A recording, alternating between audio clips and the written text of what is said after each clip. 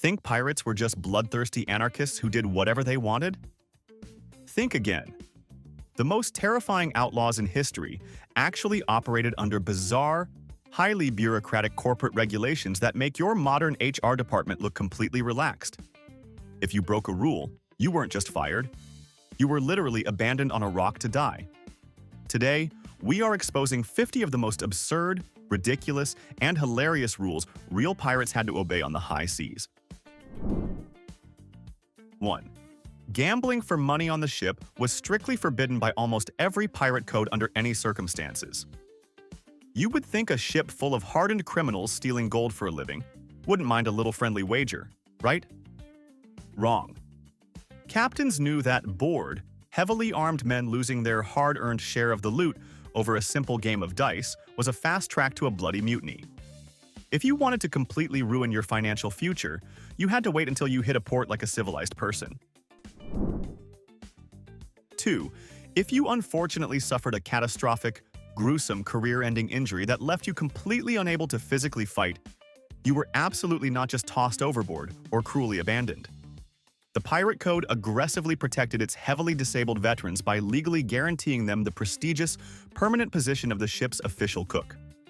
Since boiling heavily salted meat and stirring a massive iron pot didn't actively require 2 fully functioning legs or lightning-fast combat reflexes, disabled pirates were given a cushy, incredibly safe job to easily earn their keep.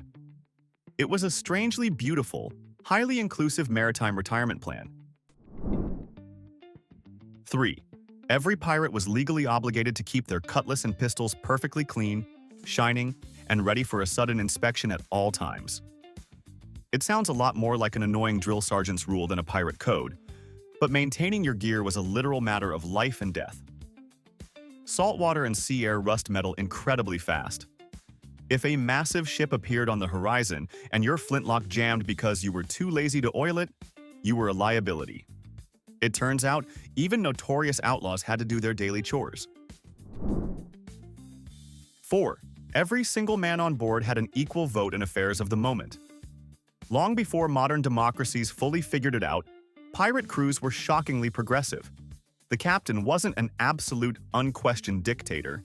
He was basically an elected manager. If the crew didn't like exactly how he was running things, they could just vote him right out of office and immediately elect a new captain. It makes you wonder if a bunch of uneducated thieves from the 17th century could run a totally fair election. What is our excuse today? 5. Pirate codes included incredibly specific, detailed health insurance policies for losing a body part. If you lost a right arm in brutal combat, you got a guaranteed payout of 800 pieces of 8 in cash. A left arm was slightly cheaper. Losing an eye or a single finger had its own fixed monetary value. They literally had a fully functioning workers' compensation board operating in the middle of the open ocean. It was an essential recruitment tool to guarantee that if you ended up with a wooden peg leg, you wouldn't just starve on the streets. 6. Smuggling a woman or a young boy onto the ship in disguise was directly punishable by death. While there were famously brilliant female pirates like Anne Bonny, the general rule was that women on board always caused deadly rivalries and massive distractions. The pirates honestly knew themselves too well. To completely avoid jealous brawls that could tear the entire crew apart, they simply banned romance altogether. It was a rather extreme human resources policy just to keep everyone absolutely focused on stealing properly. 7. The ship's musicians were strictly required to play energetic music every single day of the week, but they were legally guaranteed Sundays off by the official pirate code. Yes, even violent sea robbers thoroughly respected the weekend. Musicians were highly valued for keeping morale up during brutally long, agonizingly boring stretches at sea. But the pirates universally agreed that mandating a day of rest for the fiddler was a basic labor right. It's pretty hilarious to think of a bloodthirsty pirate tapping his pocket watch and calmly telling the band their shift is officially over. 8. You absolutely could not physically fight a fellow crewmate anywhere on the ship. If 2 pirates fiercely hated each other, they had to patiently wait until the ship reached solid land to settle it with a formal duel. The captain would literally row them ashore, hand them pistols, and let them shoot it out. If both men completely missed, they switched to heavy cutlasses until first blood was finally drawn. It was their strange, brutal version of conflict resolution. Could you imagine modern office disputes being handled by dropping co-workers off at a public park with swords? 9. Stealing from your fellow pirate was the ultimate unforgivable betrayal and usually resulted in being immediately marooned. If you stole just a single piece of gold from a trusted crewmate, you were given a small bottle of water, a loaded gun, and exactly one bullet, then abandoned on a tiny sandbar to slowly die of thirst. The irony is absolutely staggering. Here is a group of aggressive men whose entire career is based on stealing valuable things that do not belong to them, yet they had absolute zero tolerance for petty theft within their own ranks. Honor among thieves was very real. 10. The final distribution of all stolen loot was strictly mathematical and heavily regulated by the crew without exception. The captain and the quartermaster received exactly 2 shares of a captured prize. The master gunner got 1.5, and every other regular pirate got 1 perfectly equal share. There were no secret bonuses or hidden corporate payouts for the wealthy executives. Everything was transparently divided right on the main deck for all to clearly see. It was a surprisingly equitable economic system for rough guys who solved most of their external worldly problems with heavy cannons. 11. Smoking a pipe below deck without a proper metal cap was strictly illegal. While these guys loved causing absolute destruction to other vessels, they were terrified of accidentally blowing up their own. Pirate ships were essentially floating wooden boxes packed to the brim with highly explosive gunpowder. One single stray ember from a casual smoke break could instantly vaporize the entire crew. They heavily regulated fire safety with the strictness of a modern OSHA inspector. Who knew sea bandits cared so much about standard workplace safety? 12. The captain might have worn the fanciest hat, but he actually did not have the final absolute say on crew punishments. That power belonged entirely to the democratically elected quartermaster. If the captain aggressively wanted to discipline a pirate for breaking a minor rule, the quartermaster could formally step in and veto the decision. They essentially operated as a heavily armed human resources manager to prevent toxic executive abuse of power. It was a brilliant system of checks and balances designed to stop tyrannical behavior.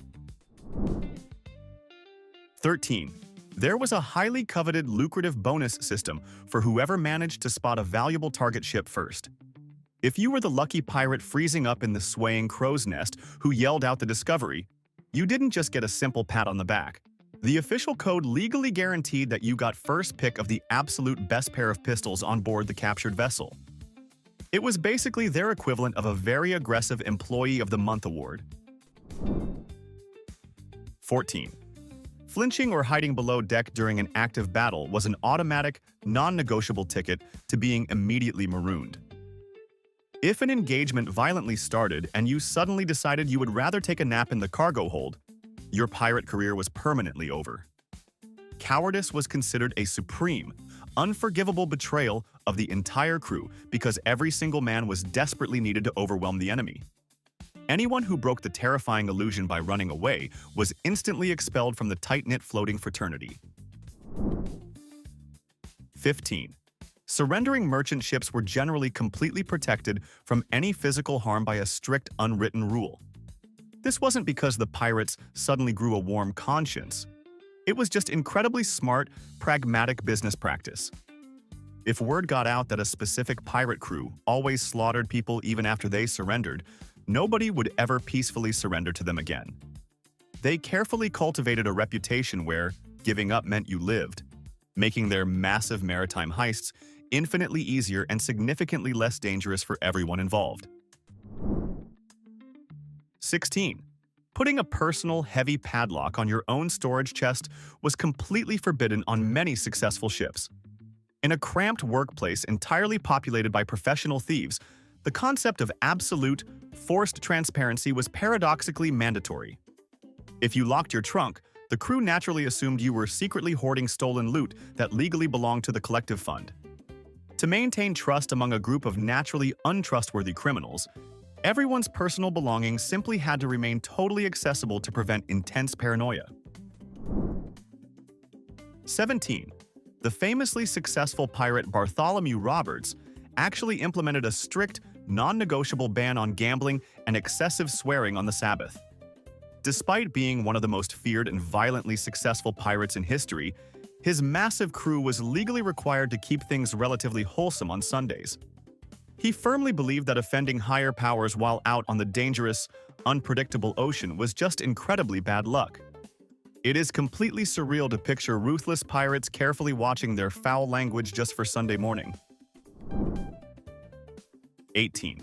The entire crew had to vote collectively on exactly where the ship was actually going to sail next. The captain couldn't just wake up and arbitrarily decide to head towards the sunny Caribbean because he felt like getting a tan. They held massive, incredibly noisy meetings on the main deck where everyone aggressively debated the best trading routes to intercept. It was essentially a heavily armed floating democracy deciding their next major corporate strategy. Would you trust your coworkers to collaboratively navigate you across the globe? 19. Any pirate who crossed the line and forced a female captive against her will was immediately sentenced to death. While pop culture often inaccurately paints them as lawless monsters taking whatever they wanted, the most successful pirate codes strictly mandated absolute respect for female prisoners. It was fundamentally about maintaining severe crew discipline and preventing chaotic, brutal behavior from tearing the professional syndicate apart. They were running a highly organized financial operation, and unhinged crimes against captives simply brought the wrong kind of heat. 20. Stealing a captured ship's expensive liquor supply before it was officially divided was a massive, punishable offense. You might think whoever found the exotic rum first got to drink it, but that was a fast track to getting violently lashed at the mast. Every single wooden barrel of alcohol was considered heavily shared corporate property. It had to be meticulously cataloged by the quartermaster and then evenly distributed. Even their legendary destructive drinking habits were surprisingly regulated by tedious, boring administrative paperwork. 21. Swearing an official oath to proudly join the brutal crew didn't always involve a dusty traditional Bible. If a rugged pirate ship surprisingly lacked a proper copy of the Good Book, new recruits were legally required to fiercely swear their ultimate loyalty on a rusted iron hatchet or a heavy cannonball. They literally had to pledge their entire life to the massive criminal enterprise while intensely holding a dangerous murder weapon. It is incredibly dramatic and slightly unhinged, but they took this makeshift ceremony as seriously as a Supreme Court of law. 22. The captain's main cabin was absolutely not a private, luxurious sanctuary for the boss to hide away in. According to many incredibly strict pirate articles, any ordinary crew member had the absolute legal right to confidently walk right into the captain's personal quarters, sit down, and pour themselves a heavy drink at any hour. The supreme leader of the ship had zero right to exclusive personal privacy. It was a radical, brilliant power move to ensure the captain never felt fundamentally superior. Would you be able to handle your employees casually hanging out in your bedroom? 23. The absolute golden rule of pirate economics was a terrifying, brutal policy commonly known as no prey, no pay. These intimidating outlaws were essentially working a highly stressful, 100% commission-based sales job. There was absolutely zero base salary, no guaranteed retainer, and no comfortable safety net for a slow month. If the ship sailed around aimlessly for 6 miserable weeks without catching a wealthy merchant vessel, every single person on board simply starved for free. It really puts your modern workplace financial stress into a bizarre, hilarious perspective. 24. Highly skilled doctors were often violently kidnapped to work on pirate ships, but they were strictly forbidden from ever signing the official pirate code. This wasn't an insult to their profession. It was actually an incredibly thoughtful, brilliant legal loophole. By never officially signing the binding corporate pirate contract, the kidnapped surgeon could legally claim he was a forced hostage if the Royal Navy ever captured them. The pirates actively ensured their beloved medical professionals wouldn't swing from a rope just for patching up their gross infected sword wounds. 25. Stealing a single stale, rock-hard biscuit from the ship's communal pantry was actively punished just as severely as stealing a heavy chest of Spanish gold. While out on the brutal open ocean, fresh food and clean drinking water were significantly more valuable than any shiny, useless metal. If an incredibly selfish crewmate sneaked into the dark cargo hold and selfishly took an extra ration of salted pork, they were actively threatening the survival of the entire massive crew. Messing with the strictly shared grocery budget was an absolutely unforgivable maritime sin. 26. Flying a fake national flag to massively confuse your wealthy enemy wasn't just a clever trick. It was a strictly legally mandated tactical procedure. The famous, terrifying skull and crossbones flag was actually kept completely hidden until the absolute last possible second of the chase. The crew was strictly ordered to hoist the friendly, welcoming colors of a harmless nation to aggressively close the distance on their nervous prey. Revealing your terrifying pirate identity way too early was considered gross tactical incompetence and could get you severely reprimanded by the heavily armed quartermaster. 27. Throwing a childish temper tantrum and deliberately snapping your own heavy sword in half was a massive violation of the strict pirate code. Even though it was your personal weapon, willfully destroying any highly useful combat equipment was considered illegally damaging vital company property. If a heavily tattooed pirate got incredibly angry and smashed his flintlock on the wooden deck, the monetary value of that gun was instantly aggressively deducted from his future share of the loot. You simply could not let your bad mood hurt the overall financial readiness of the team. 28. Lights out, and bedtime was strictly enforced at 8 o'clock in the evening. Imagine being a terrifying, ruthless marauder of the seas, only to have a mandatory curfew like a grumpy toddler on a school night. If any pirate wanted to keep drinking or talking after 8, they had to do it up on the open deck in the freezing dark. This rule was mostly about preventing accidental fires below deck, but still, it severely ruins the image of a 24-hour party boat. Would you survive a strict 8 o'clock bedtime while sailing the treacherous ocean? 29. On some incredibly successful, wealthy ships, you were legally trapped in your dangerous employment until every single crew member had earned a specific, massive amount of wealth. You couldn't just have one unbelievably lucky raid, thoroughly fill your deep pockets with stolen silver, and casually retire to a sunny tropical beach. The collective legal contract mandated that the violent floating corporation would not peacefully dissolve until every man had exactly 1,000 pounds in his personal account. It was the ultimate, heavily armed team-building exercise with a mandatory, highly stressful financial finish line. 30. When signing a particularly treasonous mutiny document or a new pirate code, the crew legally had to sign their names in a perfect circle. This wasn't because they simply loved arts and crafts. By creating a continuous ring of signatures, a captured document gave the royal authorities absolutely no way to determine who signed it first. There was no clear ringleader at the top of the page to hang first. It was a brilliant, mathematically perfect legal loophole designed by illiterate outlaws to ensure they all faced the exact same level of terrible consequences. 31. Pirate ships were incredibly unsanitary floating petri dishes, so strict quarantine rules were fiercely enforced to prevent total disaster. If a tough crewmate suddenly developed a nasty fever or strange rash, he wasn't given a warm blanket and a bowl of soup. He was legally banished to a heavily isolated, miserable corner of the ship, completely cut off from the main crew. Spreading a deadly tropical virus was considered a massive threat to the corporate bottom line. It was their crude, aggressive version of mandatory sick leave. 32. Wearing a heavy, shiny gold hoop earring wasn't just a flashy maritime fashion statement to look incredibly cool. It was actually a highly practical, strictly enforced financial insurance policy. If a pirate tragically drowned and his bloated body washed up on a random foreign beach, the expensive gold ring legally served as an upfront payment for a proper Christian burial. It was a bizarrely morbid financial rule to ensure their rotting corpses wouldn't just be left for the seagulls. Would you permanently pierce your ear just to prepay for your own funeral? 33. Unlike traditional naval fleets that proudly maintained the exact same vessel for decades, pirates had a brilliant, legally mandated rule for immediate vehicle upgrades. If the violent crew successfully captured a merchant ship that was significantly faster or heavily armed than their current ride, a quick vote was held.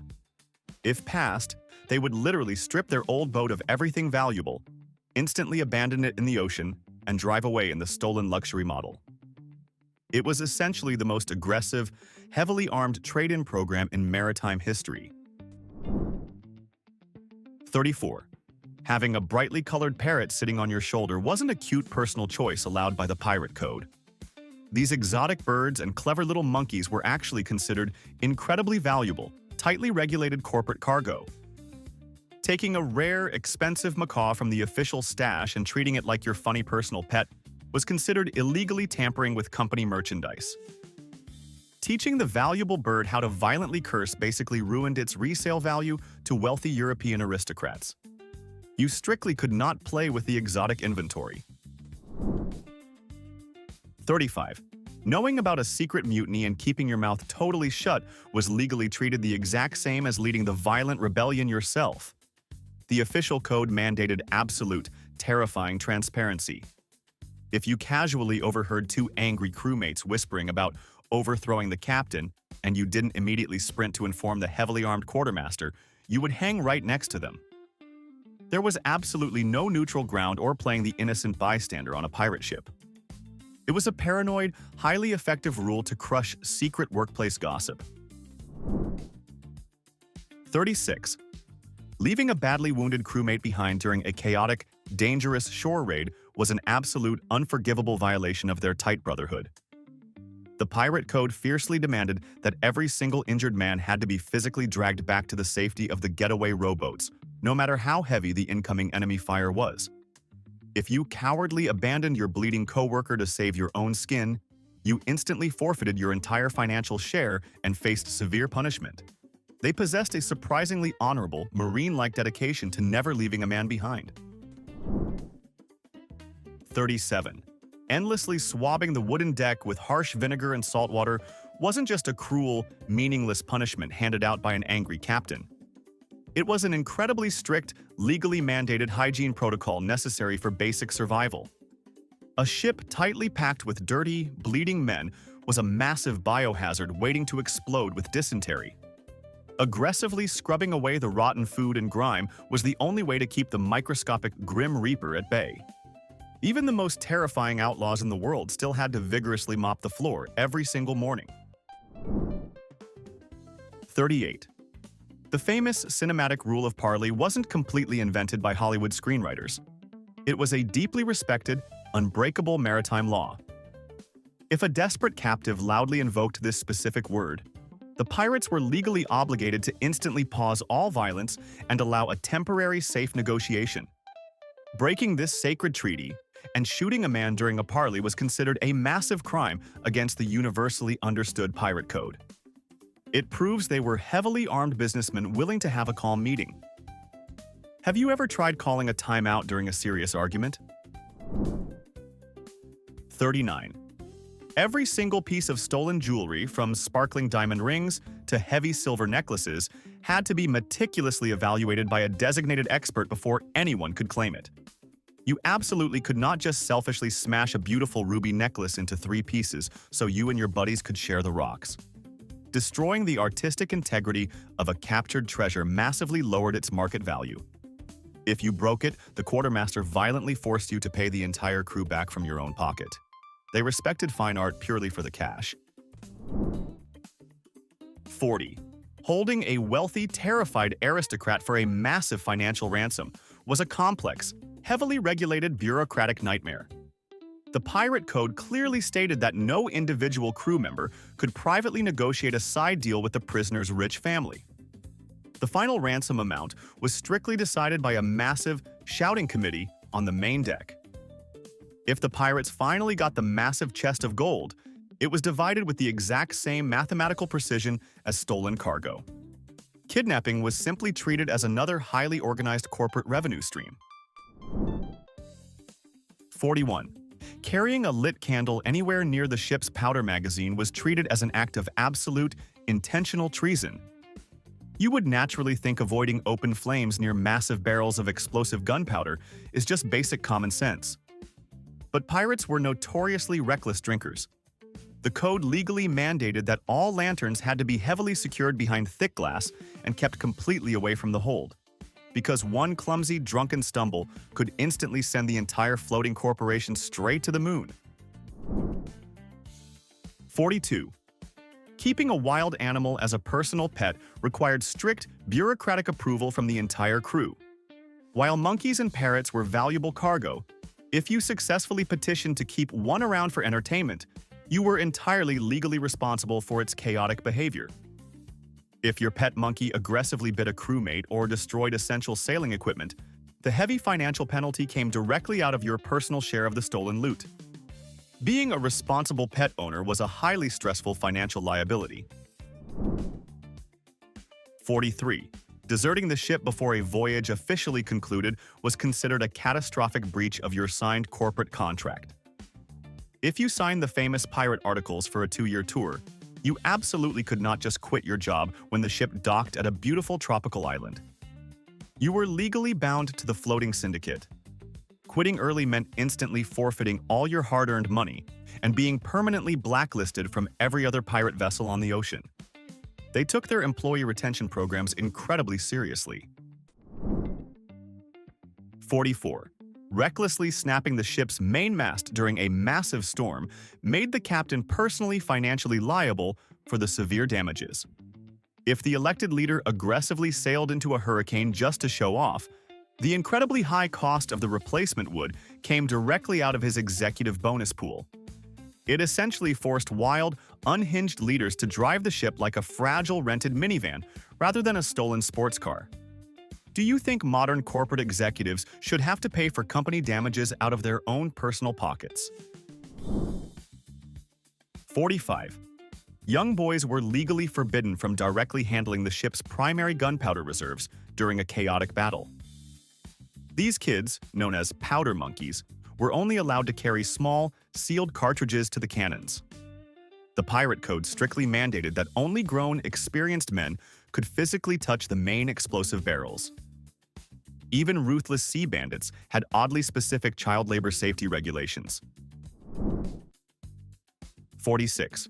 You were legally required to roll up your incredibly smelly hammock and bring it up to the main deck for fresh air. Believe it or not, some successful pirate captains were absolute neat freaks who demanded clean sleeping quarters. If your personal bed smelled worse than the rotting bilge water, you were subjected to a violent wake-up call involving a heavy bucket of freezing seawater. Even heavily armed outlaws had to listen to their boss and make their beds every single morning. 47. Willfully sinking a captured merchant vessel just for fun was an incredibly serious violation of the pirate code. If the crew successfully hijacked a ship, you couldn't just burn it down to watch the massive flames. If they didn't actively need the boat to expand their fleet, they often sold it back to the original owners or let it go.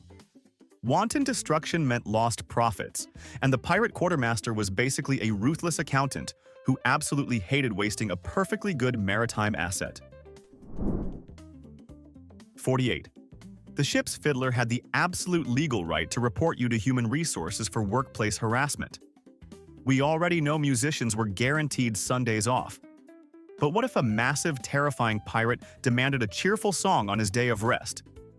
The musician could flat out refuse, and if the pirate threatened him, the quartermaster would step in and violently penalize the aggressor.